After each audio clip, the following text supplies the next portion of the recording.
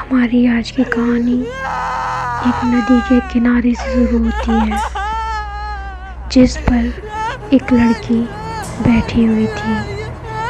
बहुत परेशान थी वो। अचानक से वो रोने लगती है। वह जोर जोर से रो रही थी। उसकी आवाज़ उस सुनसान नदी के किनारे को भयावह बना रही थी। जो नदी के किनारे जंगल था, उसमें उसके रोने की आवाज़ गूंज रही थी। वो दुखी लड़की नदी में कूदने वाली थी, जान देने वाली थी वो। लेकिन तभी अचानक उसको सुनाई देती है किसी के पैरों की आहट। कोई उसकी ओर आ रहा था। वह पीछे मुड़कर देखती है तो वहाँ कोई होता है जो कि अंधेरे में साफ साफ दिखाई नहीं दे रहा था। लड़की उससे पूछती है, कौन हो तुम और क्या कर रही हो यहाँ पे? तभी वह थोड़ा और आगे आता है। लड़की डर जाती है और डरते हुए उससे कहती है, मेरे पास मत आना, कौन हो तुम? तभी वह व्यक्ति थोड़ा आगे आता है तो उसका चेहरा उस लड़की को दिखता है। वो व्यक्ति उससे कहता है, तुम क्या कर रही हो यहाँ पे? और तुम रो क्यों रही थी?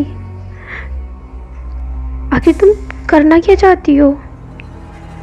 तभी वह लड़की उससे कहने लगती है, तुमको क्या करना, चले जाओ यहाँ से। ये कहकर वह लड़की जोर जोर से रोने लगती है।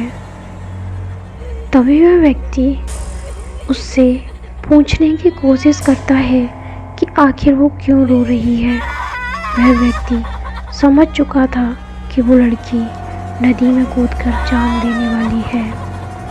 वह जैसे ही उसके करीब आने वाला था, तभी वह लड़की उससे कहती है, मेरे पास मत आना, मैं मरना चाहती हूँ, दूर रहो मुझसे, वरना मैं नदी में कूद जाऊंगी।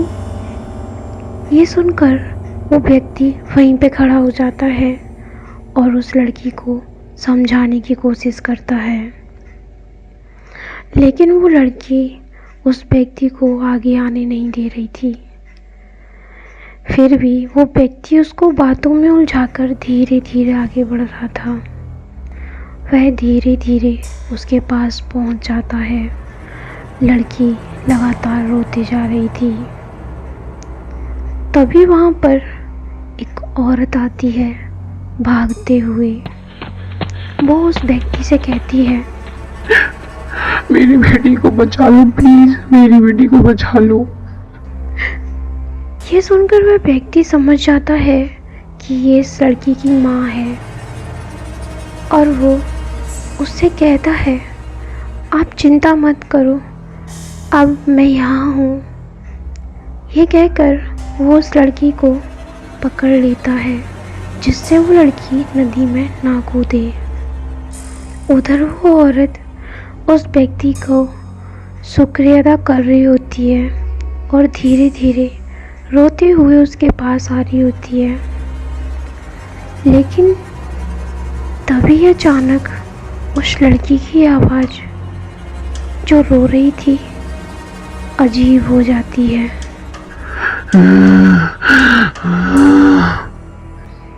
ये सुनकर उस व्यक्ति को बहुत अजीब लगता है। तभी वो उस लड़की की तरफ देखता है और कहता है, क्या हुआ तुम्हें? और तुम? लेकिन वो लड़की कुछ नहीं बोलती। वह व्यक्ति कहता है, तुम्हें कुछ नहीं होगा, तुम्हें जो भी दिक्कत है तुम बताना, मैं तुम्हारी मदद करने की कोशिश करूँगा। तभी वो औरत जो उसके पीछे खड़ी हुई थी वह कहती है, तुमने देर कर दी। अब कुछ नहीं हो सकता। और ये कहते कहते उस औरत की आवाज़ डरावनी हो जाती है।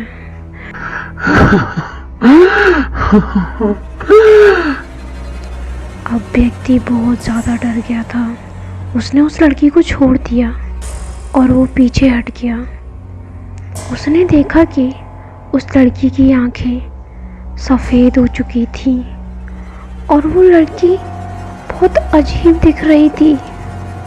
और वो लड़की उस व्यक्ति की ओर बढ़ने लगती है। वह व्यक्ति पलटकर भागने लगता है, लेकिन पीछे वो औरत खड़ी हुई थी जो उसे पकड़ने की कोशिश करती है, लेकिन वो व्यक्ति वहाँ से भाग जाता है। वह भागता जाता है और ज़ोर ज़ोर से चिल्लाता रहता है, कोई मुझे बचाओ, बचाओ मुझे। लेकिन उस सुनसान जंगल में उसकी चीखें कोई नहीं सुन रहा था।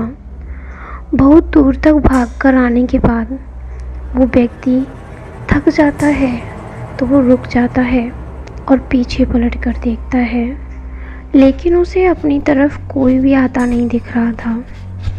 तो वो थोड़ी गहरी सांस लेता है। तभी उसकी नज़र नदी के किनारे पे जाती है, जहाँ पर वो माँ बेटी खड़े थे। वो माँ बेटी अब नदी के किनारे पर जाकर खड़े हो गए थे, दोनों एक साथ। दोनों ही उस व्यक्ति की तरफ देख रहे थे और एक चीख के साथ दोनों उस पानी में कूद जाते हैं। वह व्यक्ति उन्हें बचाने की कोशिश करता भी तो कैसे, वो बहुत ज़्यादा डर चुका था। वह रोता है कि वो उन्हें नहीं बचा पाया और रोता रोता ज़मीन पर गिर जाता है। लेकिन तभी उसे सुनाई देती है उसी लड़की की आवाज़, जो कि कहती है, तुमने हमें क्यों नहीं बचाया? ये सुनकर उस व्यक्ति को बहुत ज़्यादा डर लगता है और वो पलट कर देखता है तो वो वही लड़की थी।